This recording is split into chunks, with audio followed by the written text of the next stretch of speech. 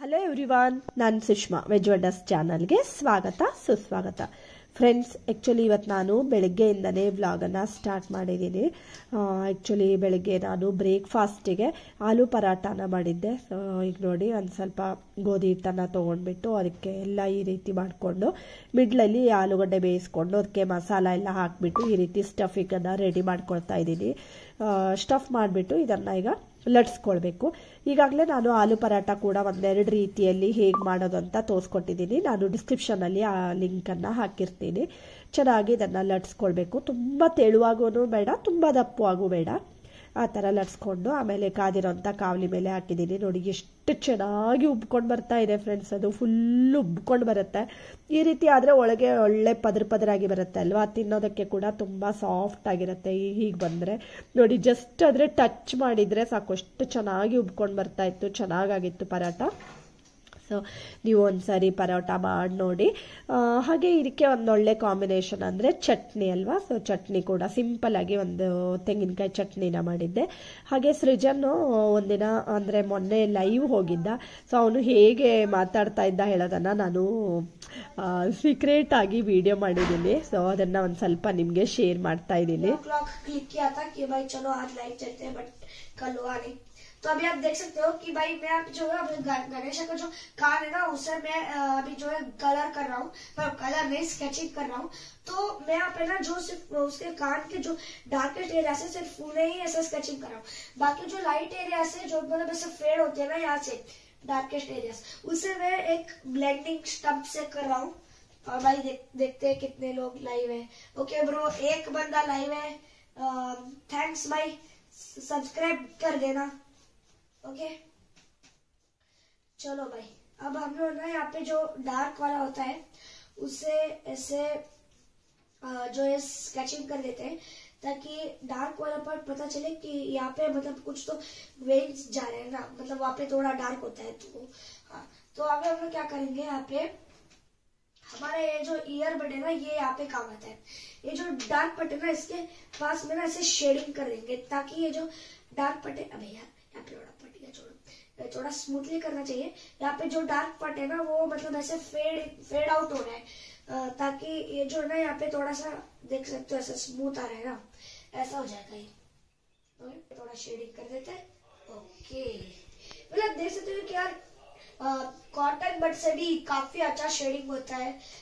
बस आपको शेडिंग करना आना चाहिए.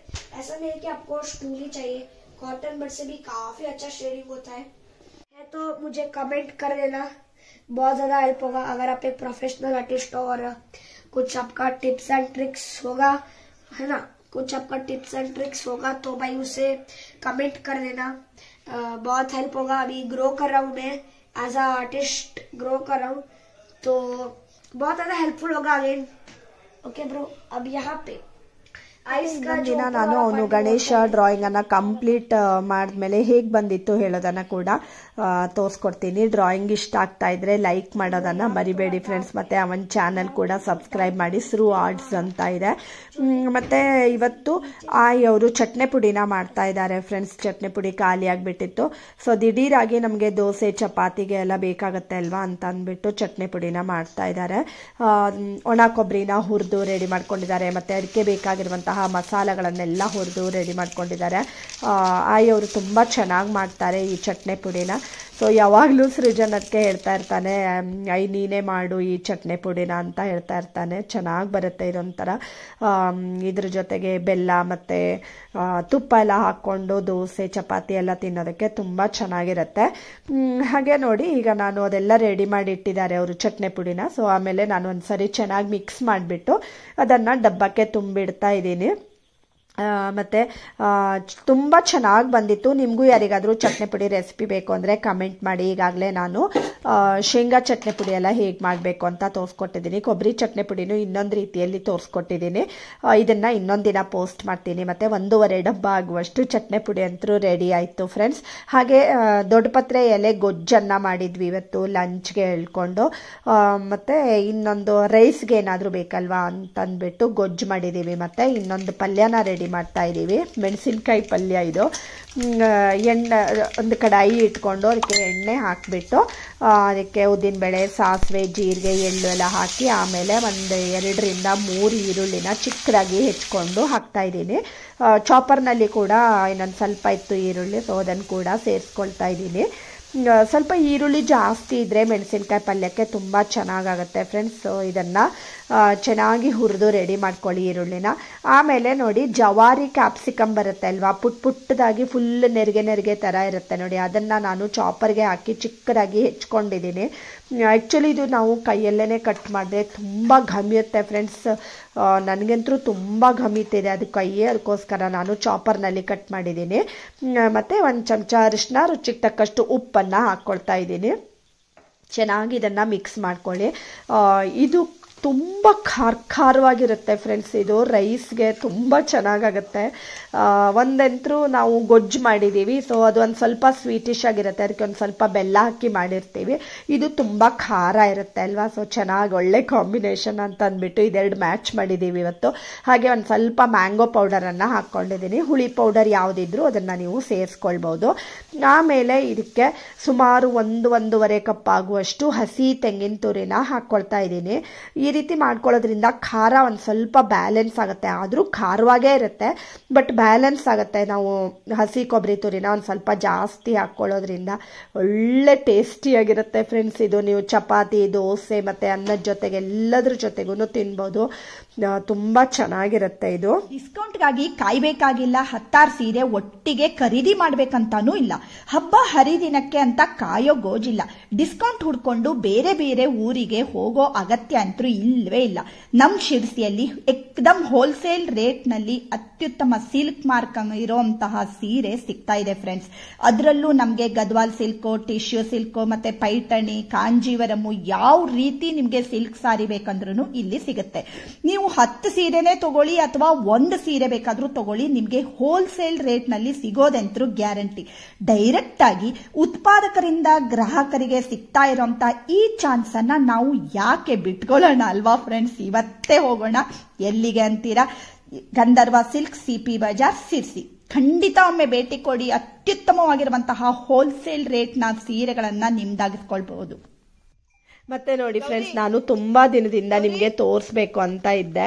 ಆಕ್ಚುಲಿ ನಮ್ಮನೆ ಹತ್ರ ಒಂದು ಗೌರಿ ಅಂತ ಒಂದು ಹಸು ಬರುತ್ತೆ. ಅದು ಪ್ರತಿದಿನ ನಾನು ಬೆಳಗ್ಗೆ ಮಕ್ಕಳು ಸ್ಕೂಲಿಗೆ ಹೋದ್ಮೇಲೆ ಅವತ್ತು ಅಂದ್ರೆ ಹಿಂದಿನ ದಿನ ಹೆಚ್ಚಿಟ್ಟಿರುವಂತಹ ತರಕಾರಿ ಸಿಪ್ಪೆ ಅದನ್ನೆಲ್ಲ ಅದಕ್ಕೆ ಪ್ರತಿದಿನ ಹಾಕ್ತೀನಿ. ಮತ್ತೆ ಬೆಳಗ್ಗೆ ದೋಸೆ ಚಪಾತಿ ಏನಾದರೂ ಮಾಡಿದ್ರೆ ಅದು ಒಂದು ಬಾಳೆಹಣ್ಣೆಲ್ಲ ಇದ್ರೆ ಹಾಕ್ತೀನಿ.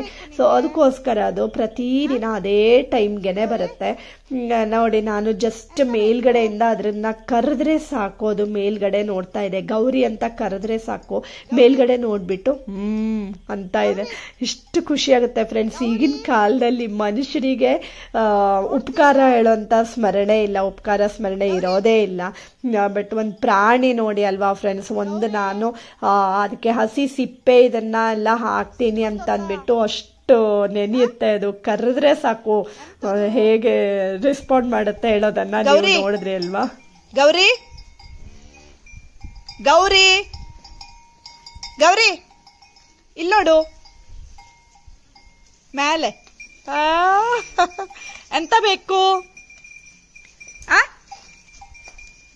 ಗೌರಿ ಗೌರಿ ಎಂತದು? ಎಂತ ಬೇಕು ನಿಂಗೆ?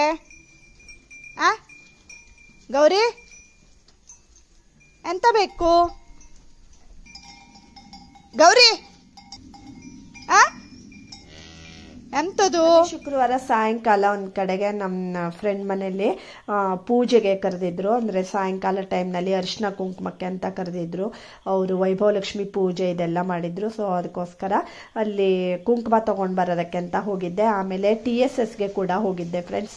TSSನಲ್ಲಂತೂ ಫುಲ್ ಎಲ್ಲ ಈ ರೀತಿ ಮಾಲೆಗಳು ಎಲ್ಲ ಗಣೇಶ್ ಚೌತಿಗೆ ಎಲ್ಲ ಡೆಕೋರೇಷನ್ ಮಾಡುವಂತಹ ಥಿಂಗ್ಸ್ ಎಲ್ಲ ಬಂದಿದೆ. ಕೆಲವಷ್ಟು ಡಿಸ್ಕೌಂಟು ಇದನ್ನೆಲ್ಲ ಕೂಡ ಹಾಕಿ ಹಾಕಿದ್ದಾರೆ. ಮತ್ತು ಬೇರೆ ಬೇರೆ ಎಲ್ಲ ಡೆಕೋರೇಷನ್ ಐಟಮ್ಗಳು ಎಲ್ಲ ಬಂದಿವೆ. ಹಾಗೆ ನನಗೆ ಒಂದಿಷ್ಟು ಹಬ್ಬದ ಐಟಮ್ಗಳು ಕೂಡ ಎಲ್ಲ ಬೇಕಿತ್ತು. ಸೊ ಗ್ರೋಸರೀಸು, ಹಬ್ಬಕ್ಕೆ ಬೇಕಾಗಿರುವಂಥ ಎಲ್ಲ ಪದಾರ್ಥಗಳನ್ನ ತೊಗೊಂಡು ಬಂದೆ. ಹಾಗೆ ನನ್ನ ಚಾನಲ್ನ ಎಲ್ಲ ವೀಕ್ಷಕರಿಗೂ ಗೌರಿ ಗಣೇಶ ಹಬ್ಬದ ಹಾರ್ದಿಕ ಶುಭಾಶಯಗಳು ಅಡ್ವಾನ್ಸ್ ಆಗಿ. ಹಾಗೆ ಇವತ್ತಿನ ಬ್ಲಾಗ್ ಇಷ್ಟ ಆದರೆ ಲೈಕ್ ಮಾಡಿ, ಶೇರ್ ಮಾಡಿ ಮತ್ತು ಸಬ್ಸ್ಕ್ರೈಬ್ ಮಾಡಿ. Thank you for watching.